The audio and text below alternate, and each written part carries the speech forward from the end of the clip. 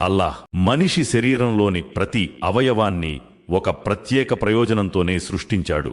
ఇప్పుడు మీరు వినబోతున్న విషయాలు తెలిసినప్పుడు ఆశ్చర్యపోతారు.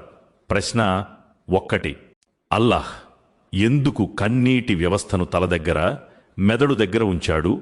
జవాబు: కన్నీళ్లు పై భాగంలో లేకపోతే మన మెదడు ఎండిపోయి నష్టపోయేది. కన్నీళ్లు కేవలం ఏడవడానికి మాత్రమే కావు, అవి కళ్లకు తేమనిస్తాయి, మెదడును చల్లగా ఉంచుతాయి. ప్రశ్న 2. ముక్కు రంధ్రాలు ఎందుకు కిందివైపున్నాయి? జవాబు: అవి పైవైపు ఉంటే మలినాలు బయటకు రాలేవు. దాంతో మనిషి అనారోగ్యానికి గురయ్యేవాడు. మరియు ఆహారం తినే ముందు వాసన చూసే శక్తి కూడా ఉండేది కాదు. ప్రశ్న 3. కళ్లపై కనుబొమ్మలు, కళ్లపొరలు ఎందుకు పెట్టబడ్డాయి? జవాబు: కనుబొమ్మలు కళ్లను తేలికపాటి కాంతి మరియు బలమైన కాంతి నుండి కాపాడతాయి. కళ్ల పొరలు గాలి, దుమ్ము నుండి రక్షిస్తాయి.